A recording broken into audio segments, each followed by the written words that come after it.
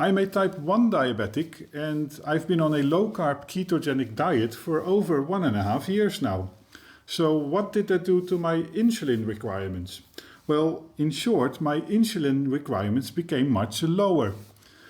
But before you go, stick around and let me explain exactly how and why.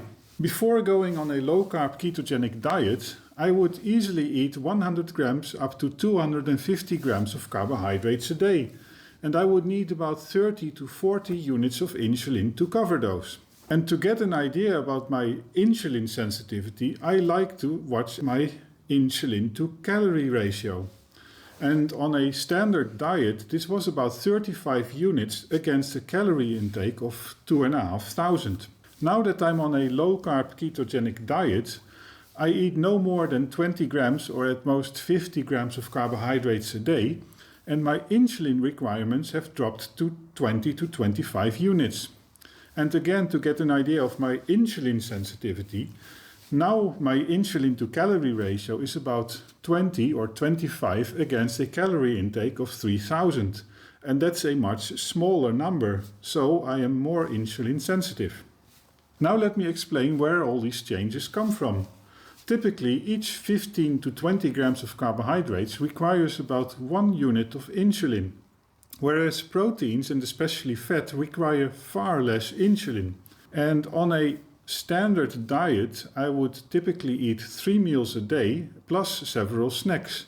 Each meal requires about 4 to 5 units of fast-acting insulin, and add to that all the snacks, and each snack's requiring about 1 to 2 units as well. So you will easily end up at total insulin requirements just for your meals and snacks of about 20 to 30 units. On a low-carb diet, however, I only inject insulin to cover the protein.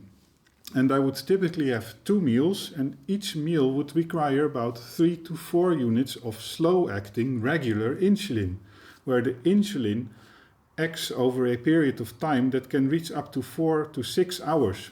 I would not eat any snacks, so I get a total insulin requirements for my meals of about 6 to 8 units per day.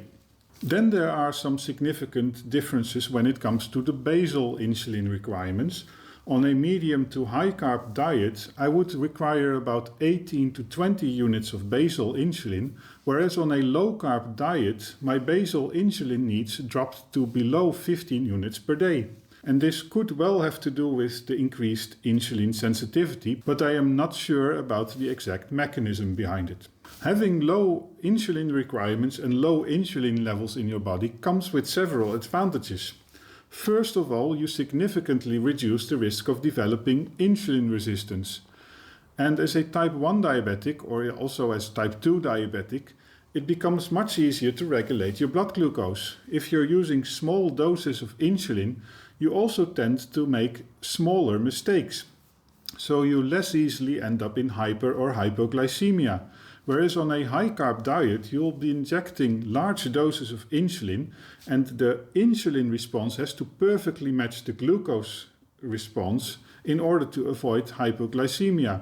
And if you make a small mistake, you can quickly end up in a glycemic roller coaster in which high blood glucose is followed by low blood glucose, and you have to correct those with either insulin injections or by eating glucose tablets. That can significantly disturb your daily life. Now let's look at 2 other things.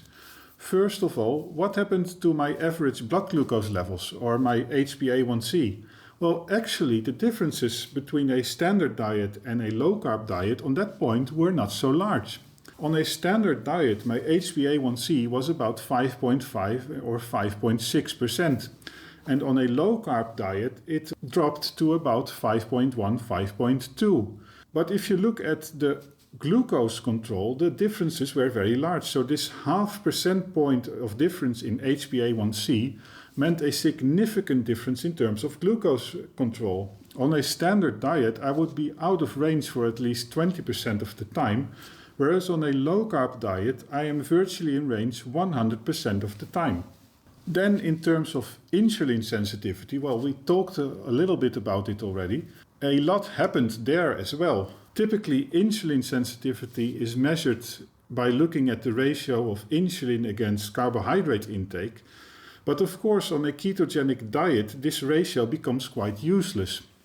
So I like to look at a different ratio, and that is the ratio of how much my blood glucose levels drop by taking 1 unit of insulin while not eating anything.